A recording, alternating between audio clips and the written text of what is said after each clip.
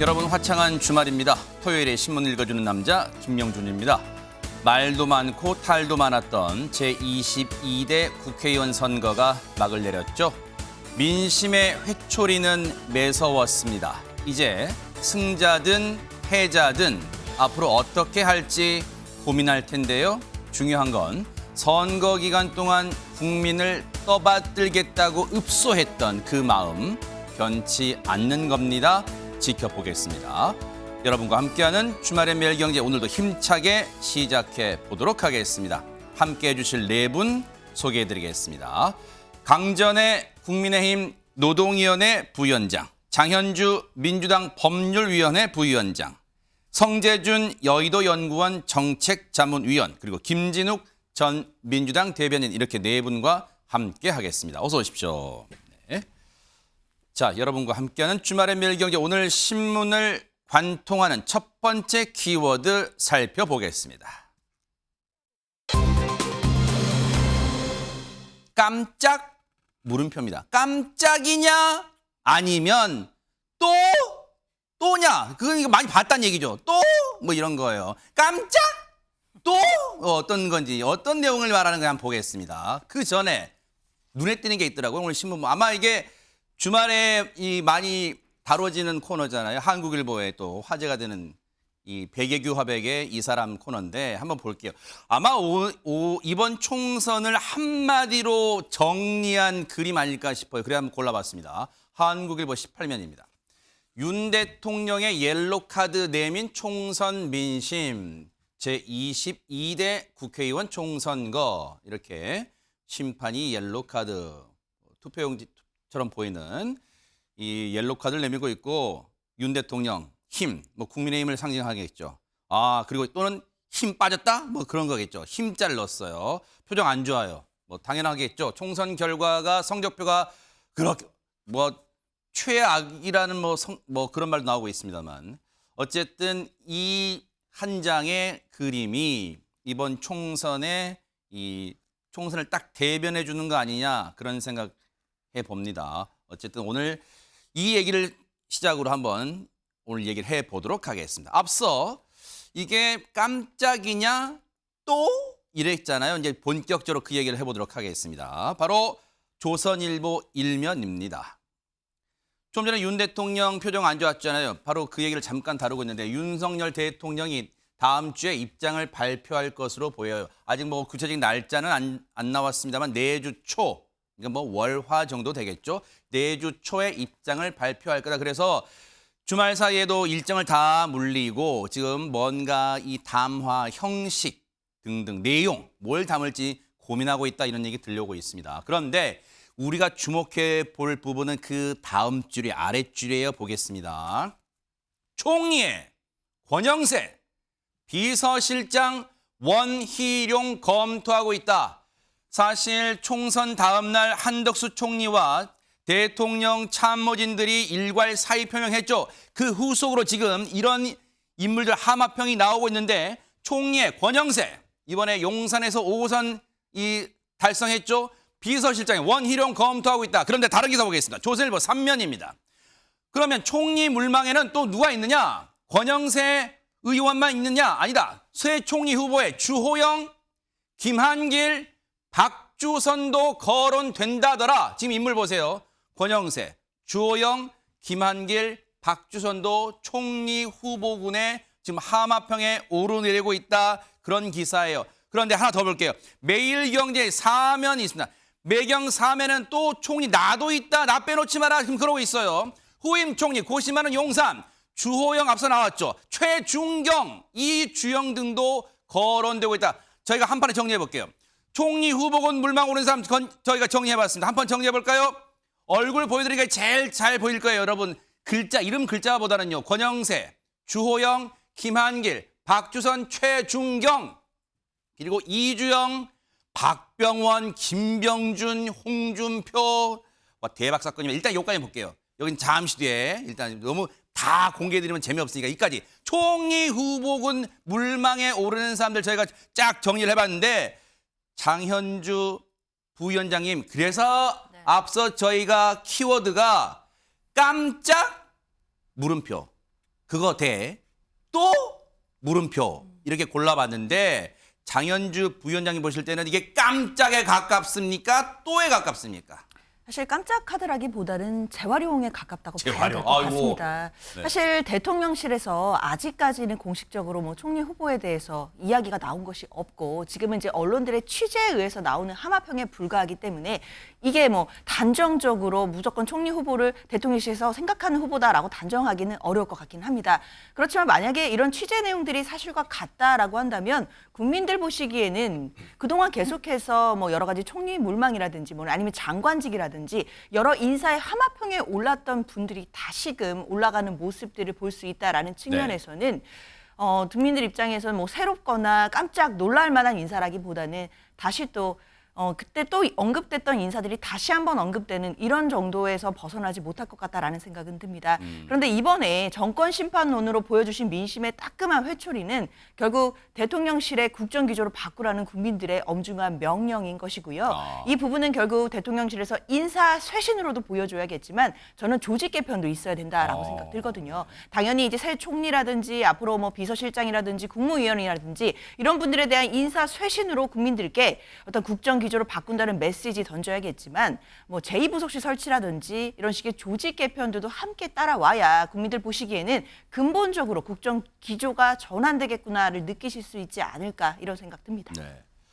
여기 총리 후보군 물망에 이제 면면들 쭉 보다 보니까 쭉 가다 보니까요. 홍준표 대구시장이 눈에 딱 띄어요. 홍 시장이 그럴까요?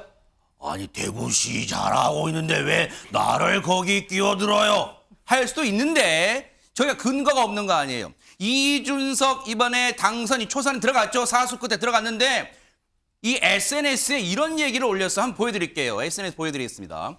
젊은 층에 관심 가지려면 후임 총리부터 화끈하게 위촉해야 된다. 젊은 층에게 시원하다는 평가를 받는 홍준표 대구시장 총리를 모시고 국정의 상당 부분을 나누어 맞는 것도 방법이다. 이건 강전의 부위원장님께 여쭤볼게요. 네. 이거는 그냥 자기 피셜이다. 이준석 당선인 자기 피셜이다. 아니면 정말로 가능성 배제할 수 없는 거 뭐 어떤 겁니까? 일단은 이준석이란 스피커에 대해서 먼저 말씀을 드려야 네. 될 것 같은데요. 이번에는 개혁신당을 본인이 창당을 하고 거기에서 지역구 의원으로서 당선이 되었는데 과거에 국민의힘에 있어서 당대표였다가 성상납 의혹이라든지 이런 것으로 징계를 받고 좀 불명예 퇴진을 하지 않았습니까? 본인이 국민의힘에 대해서 가지고 있는 어떠한 감정들이 있을 것이라는 생각이 듭니다. 그래서 이제는 본인이 또 당선인의 신분이 되었었기 네. 때문에 좀 국민의힘에 약간 간섭을 하고 싶다, 이야기를 하고 싶다라는 생각을 하는 것 같은데 지금 이 SNS 글만 봐도요. 네. 지금 홍준표 대구시장에 대해서 추천을 하는 이유가 젊은 층이 관심 가지려면 그리고 아랫줄에도 젊은 층에게 시원하다는 평가를 받는 홍준표 대구시장 이런 부분이거든요. 아하. 결과적으로 이번에 총리가 새로 들어와야 하는 이유에 대해서 생각을 해보면 이번 총선에서 국민의힘이 좀 패배를 했고 그리고 이 패배는 결국에는 윤석열 정부 2년에 대해서 국민들께서 중간평가를 해주신 것인데 잘하지 못했다 이러한 이야기가 있었던 것입니다.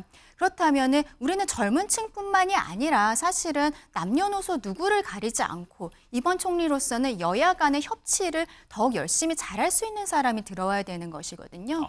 근데 이준석 대표가 지금 홍준표 시장에 대해서 추천을 하고 있는 저 글 자체가 젊은 층에게만 어필을 하고 있는 것이고 그것은 네. 본인의 기존 지지층에게 소구하는 글이다.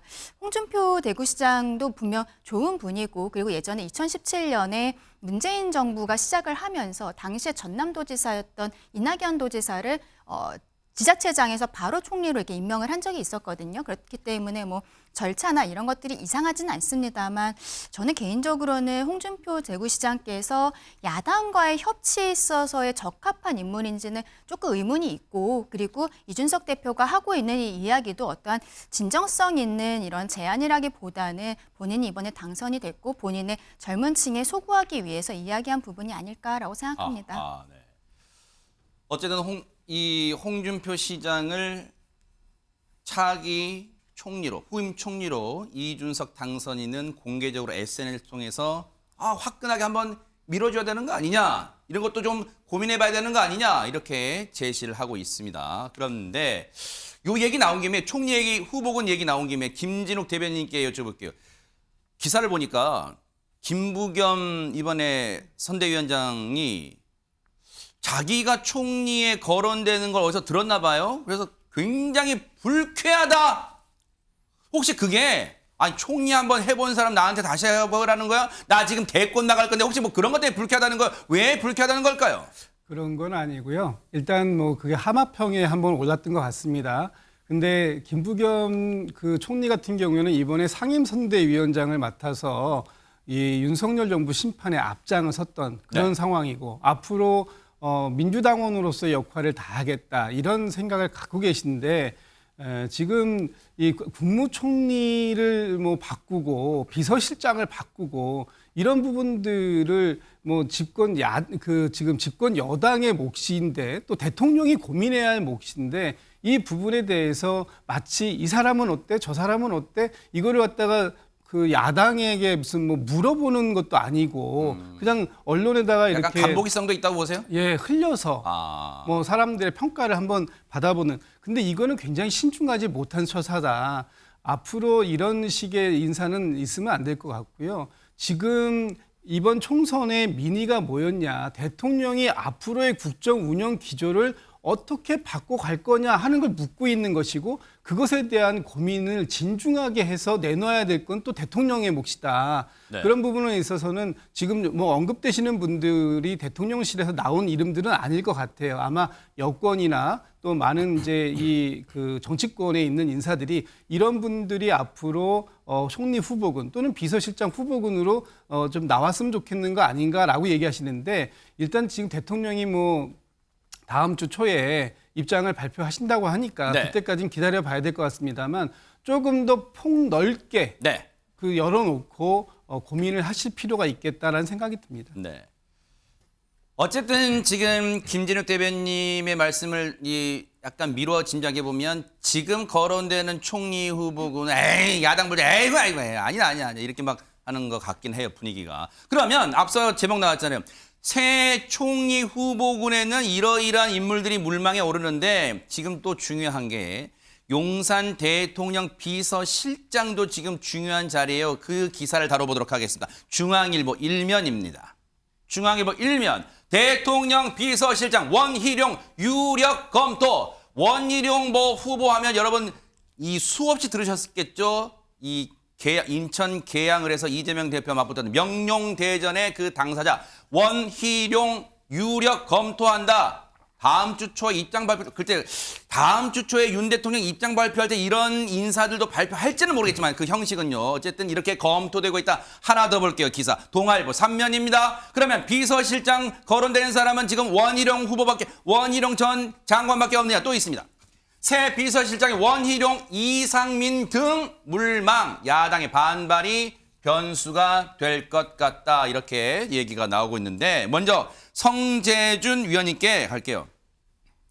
사실 뭐 이제 총리라는 자리도 중요합니다만 그동안 이런 얘기가 이 국회 출입 기자들 사이 또 정치부 기자들 사이에 나왔던 걸로 제가 들어서 알고 있는데 그동안 용산 대통령 비서실장이나 정무수석이 지금 관료 출신이나 공무원 출신이란 말이에요. 그러다 보면 그 말은 뒤집어 보면 정무 감각이 상대적으로 뒤떨어진다. 이런 지적을 많이 받아왔다고 정치부 기자들은 얘기를 해오고 있는데 그런 면에서 새로 비서실장 후보군에 거론되는 인물은 그런 면에서는 괜찮습니까? 어떻게 평가하세요?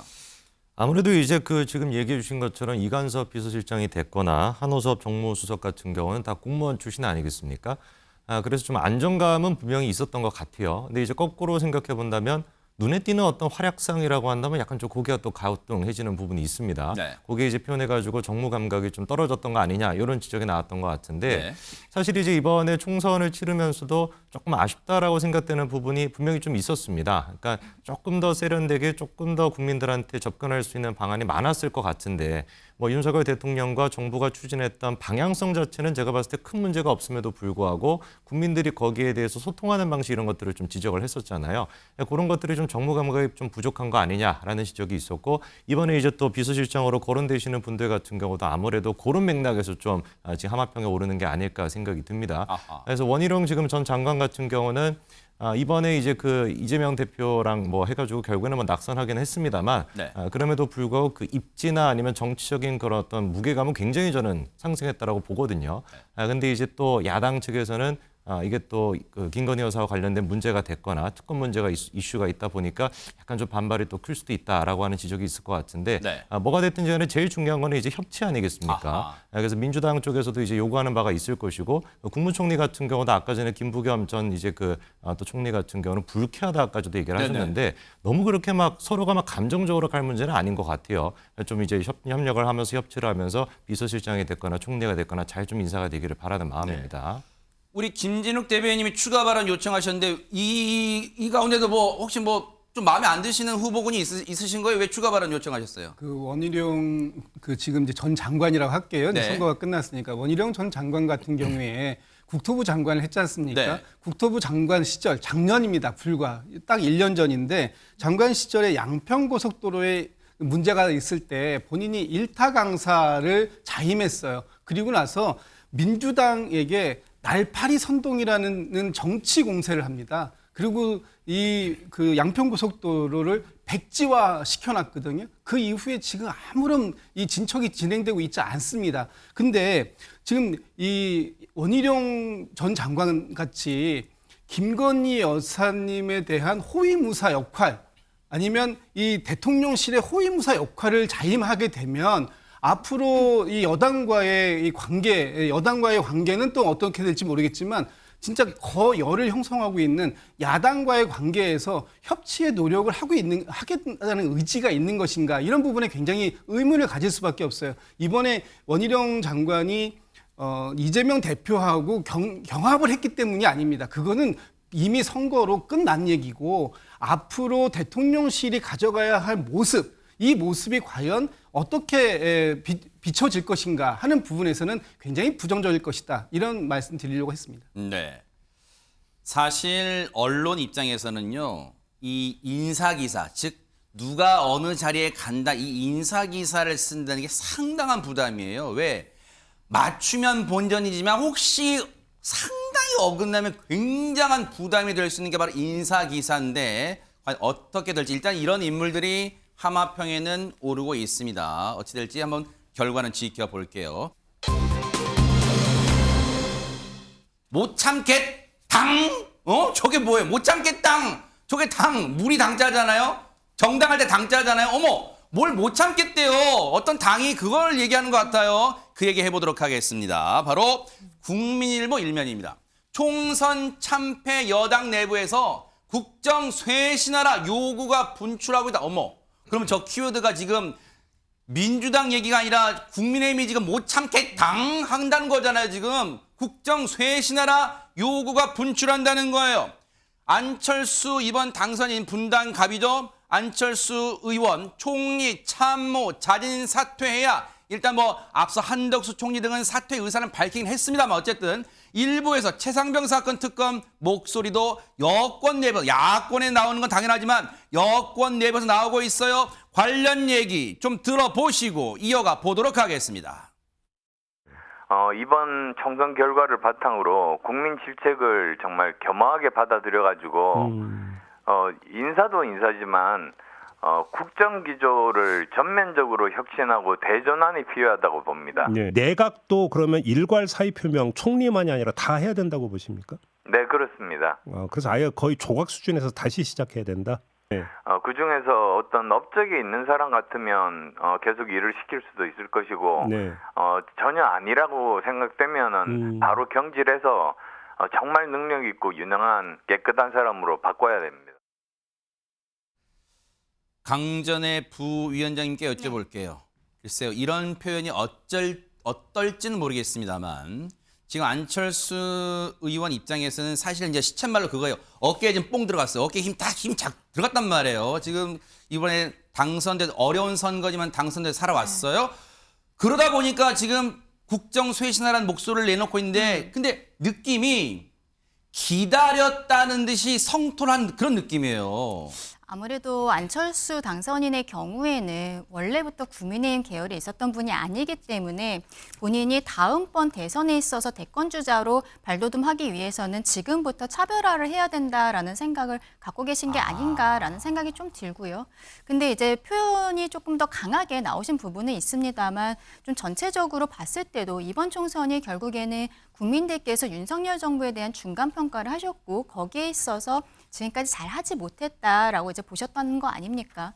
우리가 서울에서 국민의힘이 지난 21대 총선에서는 강남과 용산 이렇게 8개 지역구만 가져왔었는데 이번에 3개 지역구가 추가가 됐습니다. 추가가 된 부분이 나경원 그리고 지금 나온 부분이랑 조금 다른데요. 네. 나경원 동작을 전 의원 네. 그리고 김재석 도봉갑 네. 그 청년 예전 청년최고 그리고 조정은 의원 그렇죠. 이렇게 되는데요. 마포 이 3명 가미죠. 같은 네네. 경우에는 봤을 때 약간 비윤계로 분류가 되는 분들이라는 것이죠. 아. 그렇기 때문에 결과적으로는 수도권 민심에 있어서 오히려 친윤으로 보였던 분들에 대해서는 국민들께서 선택을 하지 않으시고 대통령에 대해서 조금 더 쓴소리를 하거나 대통령과 가깝지 않았던 분들에 대해서 조금 더 표를 주셨다라고 생각할 수도 있을 것 같습니다.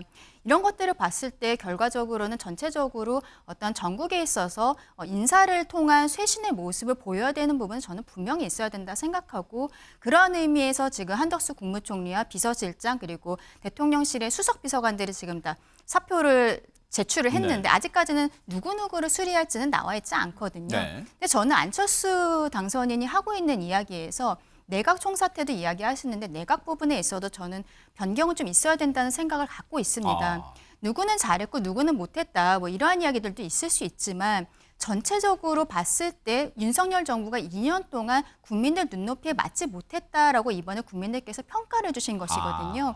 그렇다면은 일부는 억울한 사람도 있을 수 있겠지만 네. 대통령은 인사로서 본인의 의지 그리고 앞으로의 국정에 대해서 보여주는 부분이 굉장히 큽니다. 국민들께서 지금 보고 싶으신 것 대통령실이 변하고 있다, 대통령이 변하고 있다 이것에 대해서 시작점은 이번에 인사에 있어서 보여줘야 된다라고 생각합니다. 아하.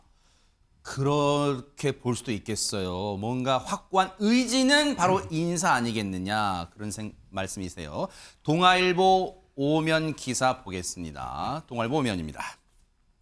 이런 가운데 여당의 당선인들 사이에서요 이런 얘기가 나오고 있어요. 뭐냐?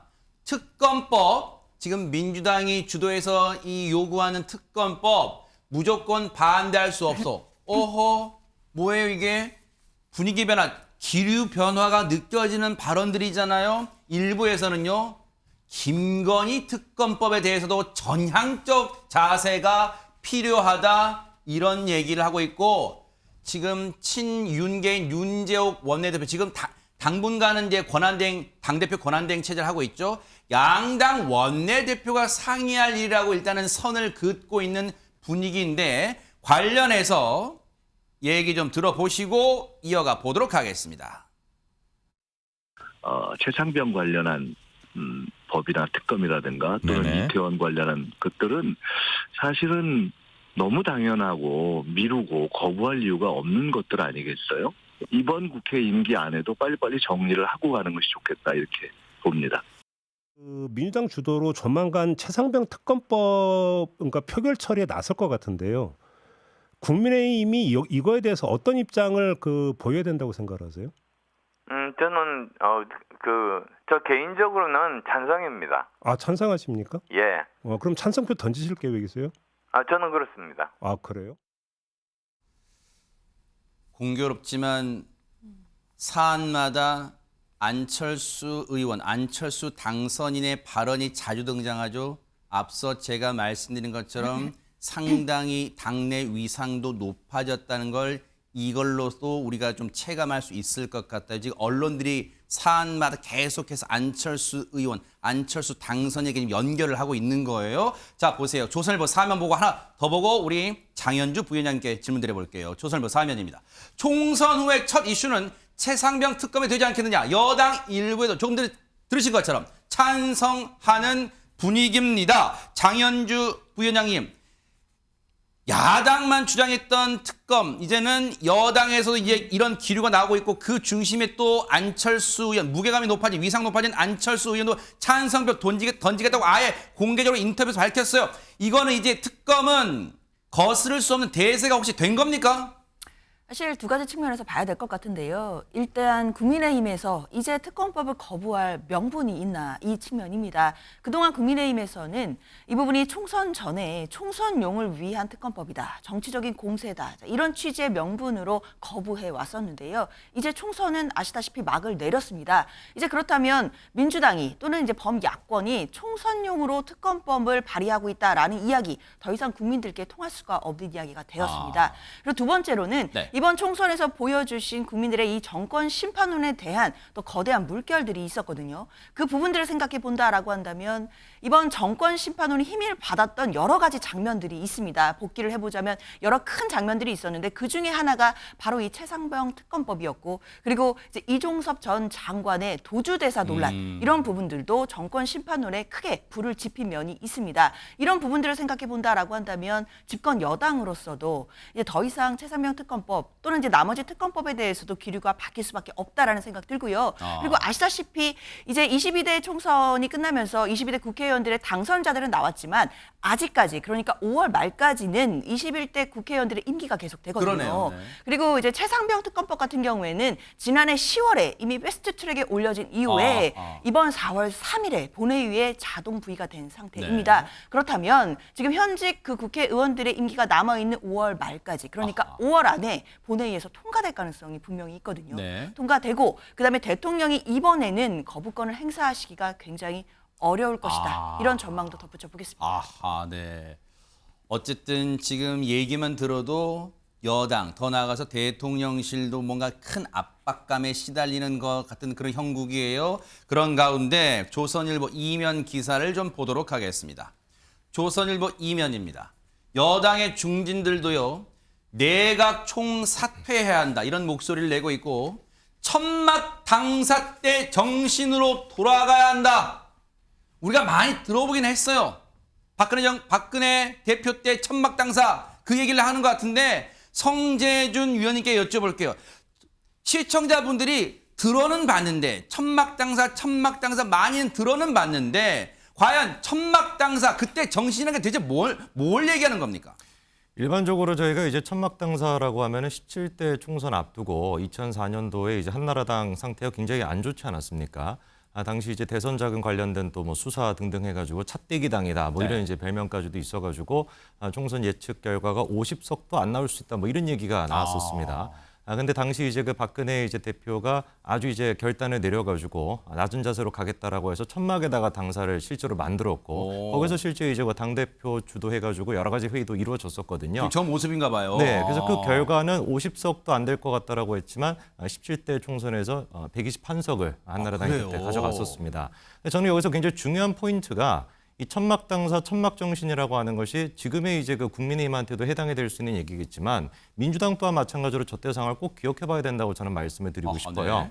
왜냐하면 그때 당시 한나라당이 왜 안 좋아졌었냐면은 노무현 전 대통령에 대한 탄핵을 이제 추진했다가 그게 이제 불발되면서 역풍을 맞았었거든요. 그 점을 꼭 명심해야 된다고 저는 봅니다. 그러니까 민심이라고 하는 것이 잘 생각해 보시면은 노무현 정권 때도 노무현 전 대통령의 국정 운영 방식에 대해서 비판이 많았었습니다. 진보 뭐 보수 가릴 것 없이 여러 뭐 비판이 있었죠. 그 기류에 따라 가지고 추미애 전 지금 이제 당선인 같은 경우도 사실상 거기에 이제 동참해 가지고 탄핵을 시도했던 거 아닙니까? 근데 그게 불발이 되면서 역풍을 맞았다는 걸 꼭 기억을 해야 되는데 총선이 끝난 직후에 지금 민주당이 보여주고 있는 모습을 보면은 과거 그때 노무현 정부의 탄핵을 추진했던 한나라당의 모습이 약간 오버랩이 된다라는 생각이 저는 좀 들어요.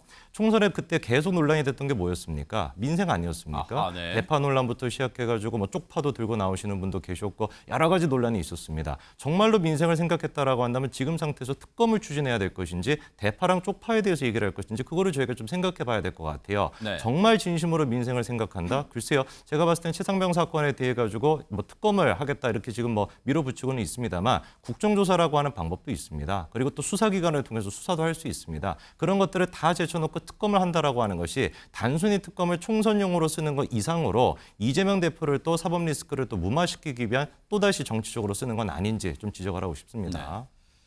지금 이제 쭉 저희가 내용을 전해드리면 시청자 여러분께서 여당 내의 참 분위기가 총선 참패 이후 많이 바뀌긴 했나 보다. 왜 이런 얘기들이 막 스스럼 없이 막 나오고 있다. 그런 걸 느끼실 거예요. 여당 중진들은 다음 주 월요일 날 모인대요. 모여서 지금 당 수습 방안을 논의하는데요. 그만큼 지금 바쁘게 돌아가고 있는데 김진욱 대변인님 중요한 건 이제 여당 내에서 이런 얘기 나올 수 있어요. 물론 좀 뒤늦은 감은 있다고 뭐 지적을 합니다. 언론들이.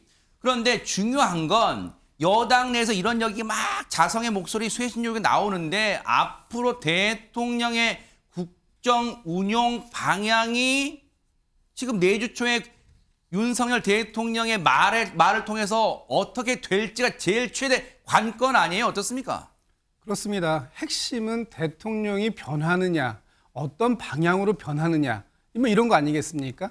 대통령이 변화의 의지가 있다면 어떤 형식으로든지 변화의 모습을 보여주시겠죠. 그러나 만약에 21대 국회처럼 대통령이 변화하지 않고 야당을 그냥 이 협치의 대상이 이렇게 생각하지 않는다면 지금까지 했던 모습의 재판일 수밖에 없겠다라는 생각이 들어요. 지금 그 중에 하나의 변화 중에 가장 눈여겨볼 변화는 야당과의 변화도 있지만 여당과의 변화를 어떻게 가져갈 건가 하는 부분 굉장히 중요합니다. 이제까지 대통령실이 여당을 수직적인 관계로 놨어요. 그래서 여당을 대통령실의 여의도 출장소 이렇게들 불렀던 거 아닙니까? 그랬을 때 지금처럼 상명하복식의 어떤 방식으로 여당에게 주문하면 여당은 그걸 생산해내는 이런 식의 방식으로 갈지 아니면 여당과 대통령실이 수평적 관계를 가지고 정확하게 민심을 대통령실에 전달하고 대통령으로 하여금 그 민심을 순응하게끔 만들게 할 것인가 하는 부분이 굉장히 중요한 부분이고요. 이런 변화의 부분을 아까 우리 강전혜 부위원장님께서는 인사다라고 말씀하셨는데 인사 외에 하나가 더 있습니다. 뭘까요? 소통입니다. 소통 방식입니다. 네. 지금 대통령께서 도어 스태핑을 끝내신 지가 벌써 1년 반이 되었습니다. 그리고 기자회견을 안 하신 지가 벌써 또 1년 반이 되었습니다.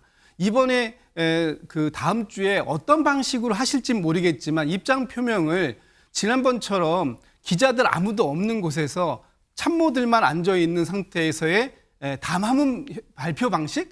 만약에 이렇다면 대통령의 소통 방식의 변화는 안 보이는 것이다. 이렇게밖에 볼 수 없는 거죠. 그러니까 기자회견 방식을 통해서 대통령이 입장을 밝히고 그것을 국민을 대신해서 기자들이 물어볼 수 있는 네. 이런 환경이 변화가 첫 단추가 되지 않을까. 네. 이것도 저는 관전 포인트로 봐야 될 부분인 것 같습니다. 네. 아마 이 방송 용산이 보고 있다면 고심할 수도 있어요. 참모진들이 건의할지는 좀 지켜볼게요. 그 형식과 내용 지켜보겠습니다. 이런 가운데 동아일보 일면 기사를 보도록 하겠습니다. 동아일보 일면입니다. 여당의 낙선한 청년 후보들의 경고랍니다. 이제 중진뿐 아니라요. 지금 낙선한 청년 후보들까지 이제 목소리 내는 지경에 이르는 거 지금 여당 국민의힘이요. 지금처럼 하면 영원히 질 것이다. 이야, 아픈 얘기예요. 지금처럼 하면 영원히 질 것이다. 왜? 이 후보들은 낙선했지만 선거운동 기간 뭐 짧게는 선거운동 기간 13일간 그리고 길게는 총선이 진행된 그 기간 악수를 해보며 다녔을 거 아니에요. 유권자를 만나보니 민심의 싸늘함을 느꼈을 거 아니에요. 지금 그 후보들이 경고하는 거예요. 그런데 관련 기사 있으면 동아일보 오면 기사입니다. 동아일보 오면 보면 그 면면들이 나오고 있어요. 그리고 그 발언들이 나오고 있습니다. 동아일보 오면입니다. 용산이 긁어 부스럼 만든 게 많다. 2조 심판 몰아간 게 잘못이다. 이른바 프레임, 선거 프레임을 잘못 짰다. 이런 얘기까지 하고 있어요. 면면을 볼게요. 경기 김포갑에 나섰던 박진호 후보. 지금 낙선 청년 후보들이에요. 우리는 진짜 국민을 위해서 이렇게 하는데 왜 이걸 몰라주느냐. 이런 식으로 하면 그런 식으로 용산이 태도를 취하면 계속 질 것이다. 이런 얘기하고 있어요. 김준호 서울 노원을 후보 나섰던 후보입니다. 윤석열 대통령이 대통령 부인이 누구한테 박절하게 대하기 어렵다. 이른바 그 명품백 관련했을 때 그 얘기죠. 그거 했을 때 헛웃음이 나왔다. 용산이 긁어 부스럼을 만들거나 별거 아닌 일을 키운 게 많았다. 넘어갑니다. 광주 동남을에 나섰던 박은식 후보. 이 호남에서 빨간 점퍼 입고 다니는 걸로 여러 언론들의 인터뷰가 나왔던 그런 후보입니다. 당이 용산과의 관계에서 자유롭지 못했다. 한동훈 전 비상대책위원장이 용산과 다른 목소리를 내지 못했다는 비판이 틀린 말이 아니다. 류재화 세종갑 후보입니다. 2조 심판론을 꺼내 심판 선거로 몰아간 게 잘못이었다. 시민들은 심판 얘기하고 갈라치는 게 지긋지긋하다고 했다. 마지막으로 서울 중랑을의 이승환 후보.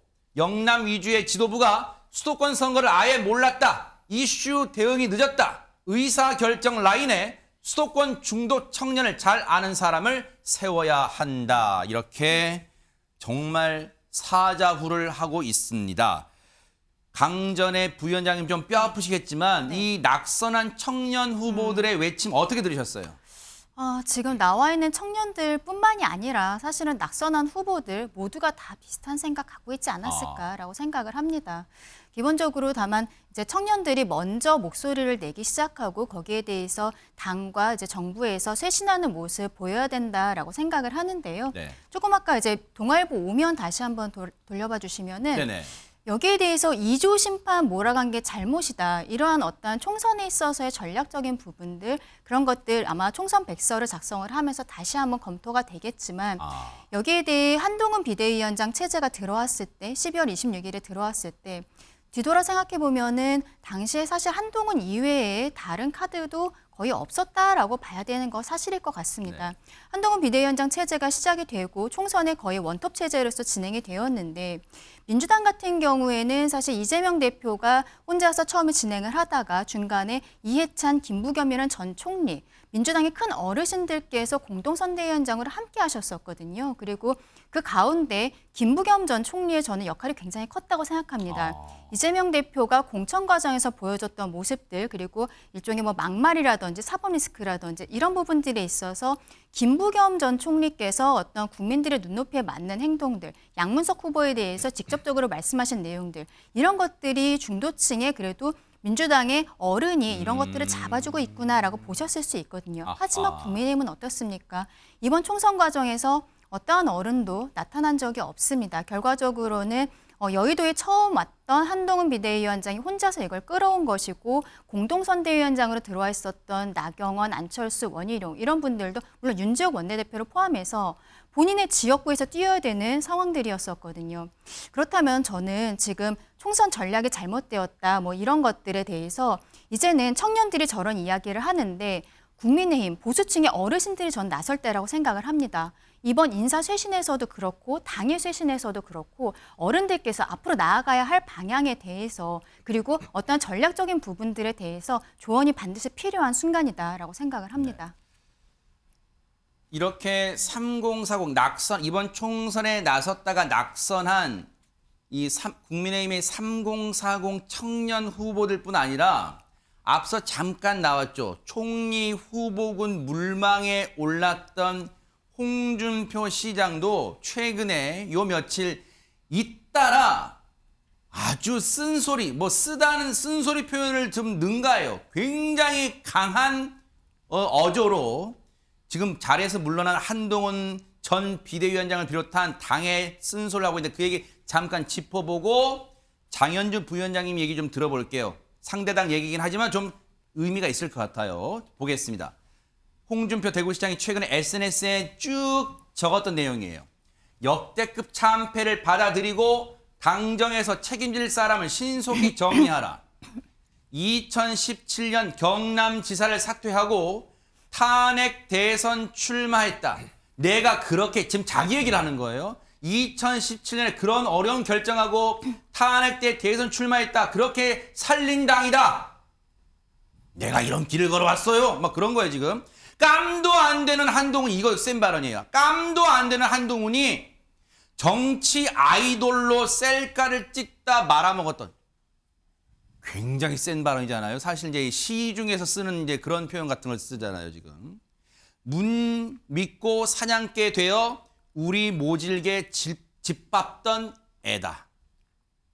야, 지금 이제 이 한동훈 전 비대위원장을 지금 얘기를 하는 거예요. 지금 굉장히 강한 어조인데 장현주 부위원장님, 물론 이제 국민의힘 쪽의 상황이긴 합니다만 앞서 청년 낙선 후보들의 진단 그리고 지금 뭐 표현은 거칩니다만 홍준표 시장의 진단 지금 상대당이 볼 때는 일단 진단은 맞습니까? 어떻습니까?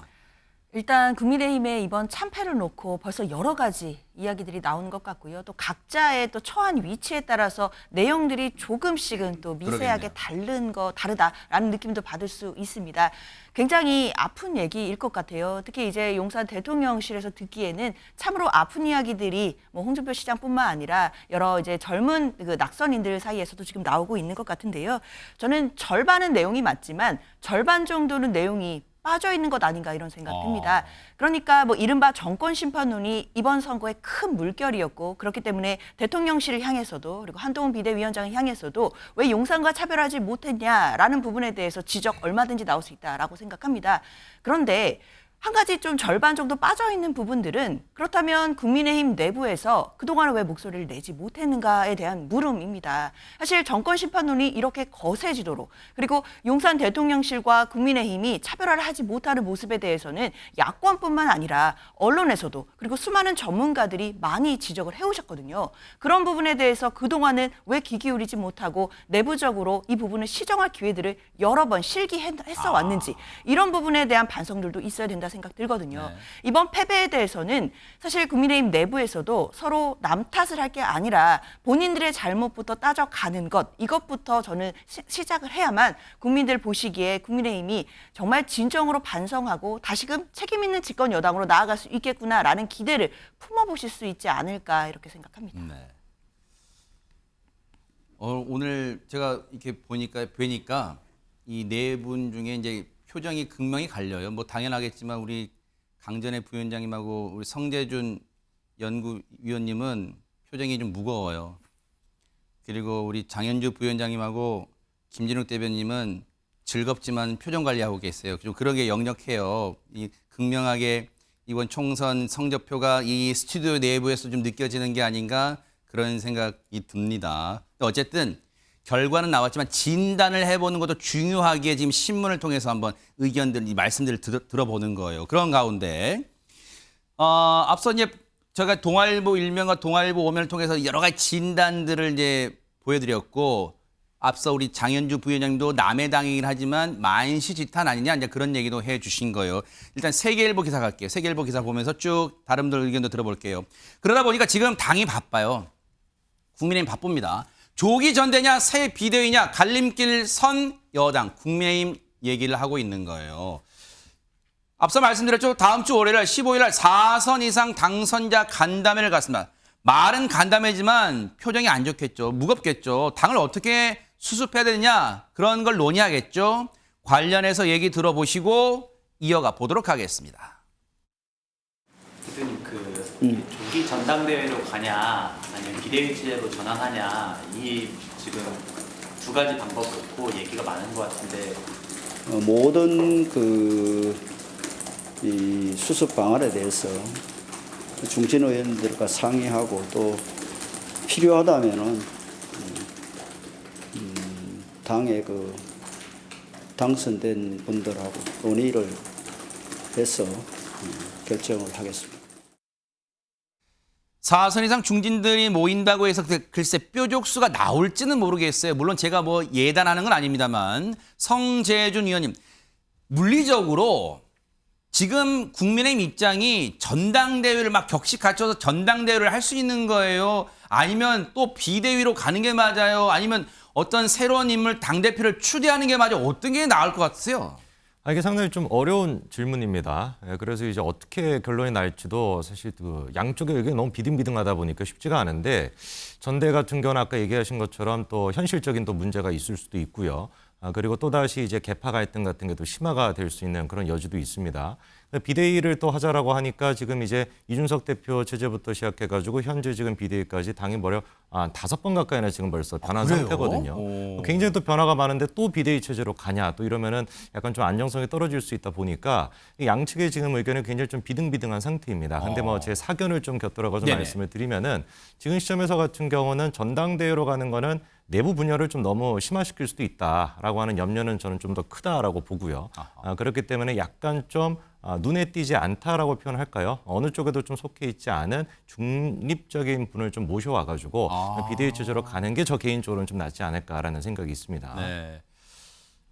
일단은 성재준 위원님의 예측이 맞아 떨어질지도 지켜보는 또 관전 포인트가 될 것 같아요. 왜냐하면 그만큼 당이 어려워요. 이게 쉽게 결정을 내릴 수는 없어요. 왜? 그리고 안철수 의원 같은 경우, 안철수 당선인 같은 경우는 당대표 맞지 않겠다고 인터뷰에서도 얘기를 해서 손살에 치고 있어요. 그러니까 여러 지금 당대표급 그런 거물급 정치인들도 당대표에 대해서는 손살에 치고 있기 때문에 그만큼 지금 어려워요. 당을 어떻게 수습할지가 국민의힘의 지금 골치 아픈 대목인 것 같아요. 그런 가운데 김진욱 대변인, 사실 이게 남의 단 상황이지만 어떻게 보면 일리가 있어요. 왜? 지금 당대표를 맡는 게 지금 입장에서 누가 됐든 간에 독이 든 성배를 드는 꼴이다. 뭐 이렇게 느낄 거 아니에요.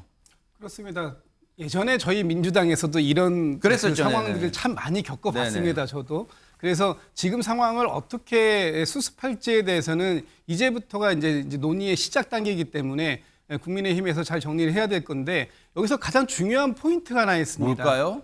대통령실의 관여가 없어야 된다. 당에 전적으로 맡겨둬야 된다라는 것입니다. 네. 예를 들면 지난번 김기현 대표가 그 대표가 선출됐을 때 그때 나경원 후보가 대표 나온다고 했을 때 당에서 친윤 의원들이 연판장 돌렸지 않습니까? 네. 안철수 후보가 나온다고 했을 때 어떻게 했습니까? 주저앉혔잖아요. 그리고 또 당신 100%로 바꿨어요. 전당대회 룰을 바꾼 거죠. 네.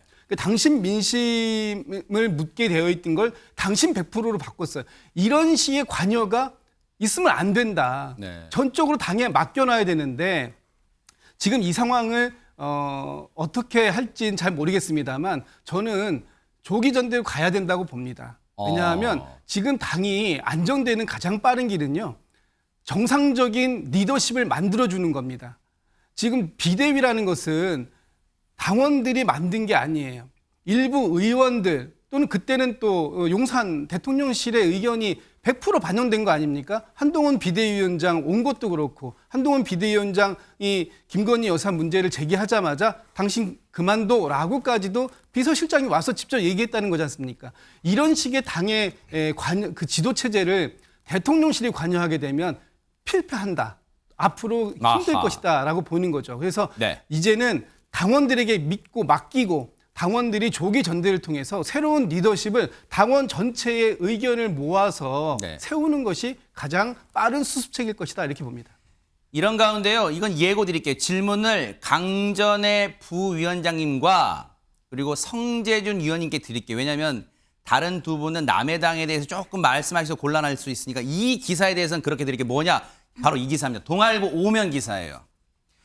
어떻게 수습할 것이냐 지금 골머리를 앓고 있는 가운데 이런 얘기가 나오고 있어요.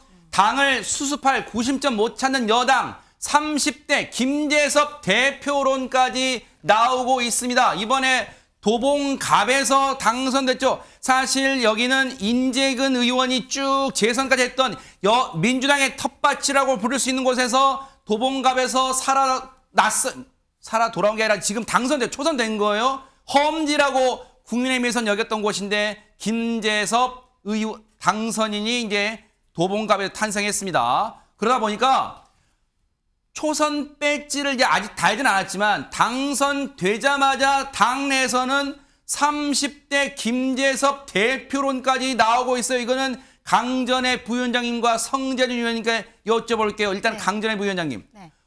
이 상황 솔직한 심정은 이렇게까지 되는 게 좀 참담합니까? 아니면 신선한 아이디어다 이렇게 볼 수 있습니까? 일단은 김재섭 당선인의 경우에는 이번에 국민의힘의 모든 지역구 후보 중에서 가장 이변을 가지고 당선된 분이 아닐까라고 생각을 합니다. 도봉이라는 지역이 민주당의 텃밭으로 보였고 안기령 민주당 후보에 대한 여러 가지 구설수가 있었습니다만 그럼에도 불구하고 국민의힘 입장에서 김재섭 당선인이 당선될 것이라고까지 예상한 사람은 그렇게 많지 않았던 것 같은데요. 근데 또 젊기도 하고 네. 그리고 지금 이제 완전한 친윤의 이미지를 갖고 있지 않은 이러한 청년이기 때문에 이번에 어떠한 당정 간의 관계에 있어서 그동안의 김기현 대표 체제에서 보여줬던 수직적 모습, 그리고 한동훈 비대위원 체제에서도 완전히 해결되지는 않아 보였던 부분들에 대해서 젊은 청년이 들어와서 새롭게 무언가를 할 수 있지 않을까라고 생각을 하셔서 지금 김재섭 대표론이 나오는 게 아닐까라고 생각을 하는데요. 네. 근데 저는 김재섭 당선인에 대해서 뭐 개인적으로 잘은 모릅니다만 조금 시기상조가 아닐까라고 생각합니다. 왜냐하면은 당대표라는 역할은 기본적으로 대통령실과의 대화도 굉장히 중요하지만 이번 총선에서 드러난 민심을 봤을 때는 야권과의 어떠한 협치 이런 것들에 대해서도 이야기를 해봐야 되는 것이거든요. 대통령과 뭐 이재명 대표 간의 영수회담 이야기도 지금 나오고 있습니다만 당대표 간의 어떠한 회담이라든지 이런 것들도 이끌어가야 되는 부분들이 분명히 존재한다라고 생각을 합니다. 그렇기 때문에 저는 지금 이번에 당대표가 되어야 되는 사람들은 어떠한 그 당과 그 용산과의 관계를 넘어서서 야당과의 관계가 굉장히 좀 유연하게 해결할 수 있는 정무적인 감각이 좀 있는 분들이어야 된다고 생각하는데 근데 문제는 네. 지금 이야기가 나오고 있는 분들이 뭐 나경원 의원, 안철수 의원 지금 하지 않겠다라고 이야기를 하고 있고 또 권영세 당선인 같은 경우에도 아까 우리 본 것처럼 총리 후보로도 지금 이야기가 나오고 있지 않습니까? 그렇기 때문에 전체적으로 지금은 내각과 그리고 용산 대통령실의 참모진 교체 그리고 이 당대표 이 전당대회를 결국에는 하지 않겠습니까? 비대위원 체제가 계속되는 것은 아니기 때문에 여기에 있어서 인물난이 있다는 것이죠. 거기에 대해서 인정할 수밖에 없는 부분일 것 같고 여기에 대해서는 당 혼자서 혹은 용산 혼자서 이렇게 결정할 수 있는 부분은 아닐 것이고 서로 간의 협의가 필요하다라고 생각합니다. 성재준 의원님, 사실 뭐 전례로 따져본다면 30대 당수가 없었던 건 아니에요. 즉 뭐 전에 이준석 대표도 30대 때 당대표가 됐으니까. 그런데 그때 상황과 또 지금 상황, 이제 총선 이후 수습한다는 상황에서는 완전 다를 수 있잖아요. 어땠습니까? 김재섭 당선인의 당대표 추대론 어떻게 봐야 될까요? 개인적으로는 이제 김재섭 그 당선인과 제가 좀 친분이 있는데 예. 일을 하시는 거나 이제 그 선거 운동하는 걸 보면은 정말 열심히 했습니다. 그래서 뭐 SNS 같은 걸 통해 가지고 뭐 10대, 20대 친구들이랑 계속해 가지고 소통하는 것도 하루가 진짜 빠지지 않고 매일 올렸던 걸로 제가 기억이 나거든요. 네. 그 정도로 정말 열심히 했고 물론 또 이제 도봉갑 지역에서 안기령 후보의 뭐 기적이라고 하는 얘기가 나올 정도로 안기령 후보 자체가 뭐 죄송한 말씀이긴 합니다만 김재섭 후보의 후보적인 측면에서 봤을 땐 좀 논란도 많고 좀 문제점도 많지 않았습니까? 그러다 보니까 그런 역할까지도 있었을 것 같은데 그럼에도 불구하고 진짜 민주당의 텃밭이라고 할 수 있는 도봉갑에서 당선이 됐다. 이것만 하더라도 저는 이번 총선에서 가장 큰 어떤 주목할 만한 모습이 김재섭 후보의 당선이라고 보거든요. 저는 여기서 좀 생각을 해봐야 되는 게 대표론까지 가는 거는 근데 좀 시기상조 아닐까. 김재섭 지금 당선인 같은 경우도 대표 생각은 없다라고 이미 밝힌 상태이고요. 네. 그러면 생각해봐야 되는 건 왜 도대체 국민의힘 내부적으로 지금 30대 김재섭 대표론이 또 나오는 것일까? 요거를 좀 생각해봐야 될 것 같아요. 총선에서 제일 이번의 문제는 세대 자체가 변화된 거를 국민의힘이 좀 못 쫓아갔다라고 하는 게 큽니다. 특히나 이제 그 4050 세대 같은 경우는 이번 전체 유권자 중에서 한 37% 정도를 차지했거든요. 근데 4050 같은 경우는 이미 뭐 여론조사를 통해서 알려져 있는 것처럼 민주당에게 굉장히 좀 많이 지지를 하는 그런 연령대로 알려져 있습니다. 그럼 국민의 입장에서 같은 경우는 매번 얘기했던 게 우리가 옳은 방식으로 하고 있고 우리는 잘못한 게 없고 우리는 맞아. 근데 국민들은 그렇게 인식을 못해라고 하는 게 문제인 것인데 그건 어쩔 수 없는 현실인 거죠.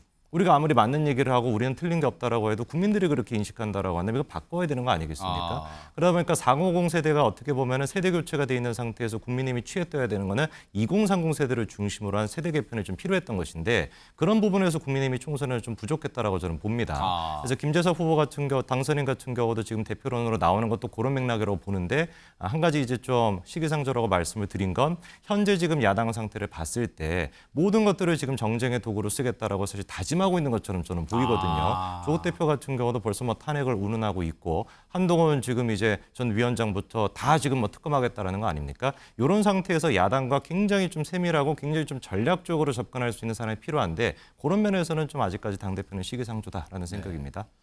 김재섭 당선인이 이 방송 보고 있다면 성재준 의원님 나랑 친하다면서 좀 띄워주지 왜 또 뭐 아직 시기상조라 그래요. 뭐 그럴지는 모르겠습니다만 어쨌든. 당장 만나 어허, 장기하 씨 노래인가요? 우리 지금 만나, 당장 만나, 그 노래를 하는 건 아닐 것 같고, 신문기사 뭔지 보겠습니다. 매일경제 오면입니다. 윤 압박 나선 이재명, 영수회담 당연히 해야 한다. 와, 상당한, 저 글자만으로 상당한 압박으로 느껴지는데 직접 들어보시고 이어가 보도록 하겠습니다. 정치라고 하는 게 근본적으로 대화하고 타협하는 것인데 당연히 만나고 당연히 대화해야지요. 지금까지 못한 것이 아쉬울 뿐입니다. 야당의 협조, 협력이 당연히 필요할 것입니다. 야당을 때려잡는 게 목표라면 뭐 대화할 필요도 존중할 필요도 없겠지만 이견이 있는 부분에 대해서는 서로 타협해야 되는 것이 맞습니다.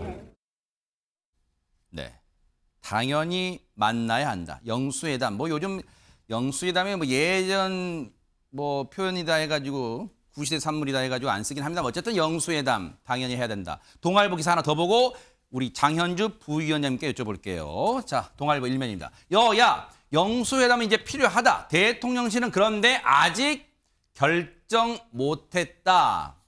왜냐하면 복잡할 거예요. 왜냐하면 다음 주 초에 대통령의 입장, 총선 패배에 대한 입장도 아직 뭐가 안 나왔는데 이걸 지금 가타부터 얘기가 좀 어려울 수도 있는데 어쨌든 영수회담은 장현주 부위원장님 거슬 수 없는 지금 대세의 분위기인가요? 어떻습니까? 그렇죠. 이번에 총선으로 보여주신 국민들의 민심은 결국 정권 심판이었고 더 나아가서는 여야 간에 협치를 해야 되고 대통령도 좀 더 그런 불통의 이미지에서 벗어나서 소통을 해야 된다는 것 이것으로 요약될 수 있지 않겠습니까? 그렇다고 한다면 당연히 대통령께서도 이제 야당 대표와 만나서 협치할 것은 또 협치를 하고 또 국민들께 통합과 소통의 이미지를 좀 보여주실 필요가 있다고 생각합니다. 그렇기 때문에 이재명 대표가 앞서서도 영상을 보셨지만 다시금 영수회담을 제안한다라고 한다면 이제 앞전에 또 수차례 이재명 대표가 영수회담을 대통령께 제안한 적이 있었거든요. 그때와는 이제 무게가 전혀 다릅니다. 총선 전에 그러니까 대통령실을 향해서 영수회담을 제안했을 때보다 이제 나오는 이야기들은 국민들의 민심을 확인하고 한 후의 제안이기 때문에 훨씬 더 무게감 있게 다가올 것이고요. 그러겠네요. 대통령실에서는 사실상 압박으로 느껴질 수밖에 없습니다. 그런데 만약에 이 부분을 거부한다라고 한다면 그냥 다만 이재명 대표의 영수회담 제안을 거부하는 것이 아니라 총선으로 확인된 또다시 국민의 민심을 거부하는 것으로 비춰질 수 있는 가능성이 높기 때문에 대통령실에서도 굉장히 신중하게 고민하고 있을 것이라고 생각하고요. 네. 물론 대통령실 내부에서 뭐 인적 쇄신이나 여러 가지 복잡한 문제들이 있겠지만 결국에는 야당 대표와 만나는 모습을 국민들께 조만간 보여줄 수 있지 않을까라는 기대가 있습니다. 네. 이런 가운데 이긴 집 민주당 관련 기사에서 눈에 띄는 게 매일경제 5면에 실렸더라고요. 그 기사를 보겠습니다. 매경 5면입니다. 호위무사부터 책사 그룹까지 민주당 친명 77인회 대박 사건. 야, 이거 세기도 힘들겠어요. 77인회가 뜬다. 몇 면을 좀 볼게요. 우리가 7인회는 여러분 들어보셨을 거예요. 그 7인회의 좌장이었죠. 정성호 의원. 그런데 7인회 3명 포함됐고요. 지금 보세요. 민주당 지도부 22명 역시 이재명 대표 이 그룹이겠죠. 그다음에 사법 리스크를 방어했던 9명 변호사 그룹. 이번에 다 이른바 대장동 변호사들 다 원내 입성했습니다. 그리고 강성 스피커라고 꼽히는 어디 가서 이른바 입씨름 뒤지지 않는다. 누구랑 어떤 이 정책 토론에도 뒤지지 않는다. 강성 스피커 8명, 양문석 당선인 등 8명, 영입인재 15명, 기타 20명 등등등 해서 김진욱 대변인 77인회 물론 175석의 뭐 절반 정도 조금 못 미칩니다만 최대 그럼 앞으로 괴파가 되는 거예요? 이미 민주당은 이재명 대표를 중심으로 해서 이번 총선을 치렀기 때문에 네. 저렇게 민주당의 뭐 친명 의원이 77인회다 저런 식으로 표현하는 건 좀 그 무리가 있어 보이고요. 네. 지금 민주당에서 기자한테 전화할까요? 네네. 민주당에서 지금 그 이재명 대표를 중심으로 해서 민주당이 앞으로의 국정 운영에 주도적인 역할을 해야 되겠다라고 생각하지 않는 사람은 없을 겁니다. 근데 저 중에서 이제 앞으로 어떻게 그 영향력을 행사할 것인가 하는 부분들이 굉장히 중요한데 지금 이제 이 77인회라는 걸 분석해 놓은 이유는 이런 걸 것 같아요. 앞으로 있을 원내대표 선거, 또 의장단 선거 아하. 그리고 향후에 이재명 대표의 임기가 8월까지이기 때문에 8월 이후의 전당대회 이 과정들 속에서 이 당내의 역학구도가 어떻게 형성될 것이냐 하는 부분을 이제 미리 매일경제가 좀 발빠르게 좀 분석해 놓은 게 아닌가라는 생각이 들고요. 나름 표 계산이네요. 표 계산. 네. 뭐 그런 수 있는 거죠. 네. 근데 이제 저 상황들만 가지고 저는 아주 1차적인 분석인 것이고 아하. 이제 그 당시의 이 분위기라든지 아니면 상황의 변화라든지 또 여당과의 관계 설정, 네. 또 대통령실과의 관계 설정 이런 여러 가지 것들을 가지고 봤을 때 이제 비로소 민주당에서의 세력 판도는 다시 재편될 가능성도 있다 이렇게 보여집니다. 네. 이런 가운데 쭉 넘어와서 중앙일보 3면 기사를 좀 보여주세요. 중앙일보 3면 조국당 원내 3당으로 자리매김한 조국당 얘기를 해볼게요. 원내 3당 조국당 과제는 교섭단체를 만드는 거예요. 현행 교섭단체 기준은 원내 의석수 20명 이상이잖아요. 그런데 조국 혁신당이 총선 기간 동안 의석수를 낮춰야 한다고 조국 대표가 주장해서 10석으로 낮춰야 된다 이렇게 얘기를 했었는데 관련 얘기 들어보시고 이어가 보도록 하겠습니다. 어떤 특검법이든 법안을 실제 본회의에서 통과하려면 반드시 민주당과의 협력이 필수적 아니겠습니까? 그래서 조만간 저는 이제 민주당 측과 공식 정책 협의나 또 앞으로 원내 전략 관련해서 협의를 할 것 같아요. 민주당은 여기에 호응해서 관련 기사 좀 볼게요. 동아일보 4면입니다. 민주는 교섭단체 요건 완화를 검토한답니다. 그런데 조국당 호랑이 새끼들 것 우려도 나오는데 일단 성재준 의원님께는 여쭤볼게요. 만약 교섭단체 지위를 얻게 된다면 민주당이 협조를 해서 10석으로 만약 낮춰서 그러면 입김이 입김 정도가 아니라 진짜 조국 대표의 위상, 조국 혁신당의 당내 위상이 상당히 높아질 수밖에 없겠네요. 당연히 그럴 수밖에 없을 거고요. 그리고 민주당 입장에서는 지금 시기적으로 봤을 때 교섭단체 요건 완화를 검토하는 수준을 넘어가지고 그렇게 될 것 같습니다. 사실 네. 안 들어줄 수가 없는 상황인 것 같아요. 그러다 보니까 이제 그 조국 혁신당이 처음에 이제 만들어지고 그리고 막 12석 가까이 이렇게 또 국회의원이 배출이 되면서 그게 어떤 그 윤석열 정부에 대한 어떤 위기나 그리고 또 국민의힘에 대한 위기 그런 식으로 좀 입김이 가지 않을까라고 생각이 됐습니다만 네. 실제로 지금 이제 전개되는 모습을 보면은 제가 봤을 때는 오히려 민주당한테 어떤 타격이나 더 좀 분열의 요소가 되지 않을까라는 생각이 들어요. 민주당 같은 경우도 지금 이제 전당대회가 한 4개월 정도 있으면 또 열려야 됩니다. 그 시기 때부터 시작해가지고 어떤 식으로 분열이 될까도 저희가 봐야 될 것 같고 네. 저희가 꼭 기억해야 되는 게 조국 혁신당을 지지하고 있는 그 지지층과 네. 민주당을 지지하고 있는 지지층이 좀 결이 다릅니다. 아하. 결이 다르다 보니까 조국 혁신당의 조국 대표가 이제 얘기하는 것도 네. 제가 봤을 땐 지금은 협치지만 네. 아마 얼마 안 가서 또 민주당과 또 이렇게 또 갈등이 있지 않을까 싶네요. 장현주 부위원장님 얘기를 듣는 걸로 마지막으로 한 40초 드릴게요. 조국당 호랑이 새끼기가 될 것이다. 이거 원내 교섭단체 완화시켜주면 안 돼요. 이런 목소리 어떻게 보세요? 당내에 여러 가지 목소리 있을 수 있다라고 생각하고요. 이 관련해서도 여러 가지 분석들 앞으로 나올 거라 생각합니다. 그런데 지금 상황에서 모든 걸 예측하기에는 너무 앞서 나가는 논의라고 생각이 들고요. 이제 총선 결과가 나온 것이기 때문에 5월 달까지도 21대 국회가 잘 마무리되고 22대 국회가 또 개원을 하게 된다라고 한다면 그 상황에 맞게 또 민주당 지도부가 지혜롭게 잘 진행을 할 것이라고 그렇게 기대하고 있습니다. 네. 이번 총선 결과를 우리 남한 지도를 보니 왼쪽과 오른쪽의 색이 확연해요. 그만큼 갈라졌어요. 그렇다면 여야 할 거, 승자 패자 할 거 없이 국민의 다친 마음을 좀 풀어주는데 여야가 협력해보는 모습 보여주길 바랍니다. 주말엔 매일경제 오늘 준비한 내용 여기까지입니다. 함께해 주신 여러분 고맙습니다.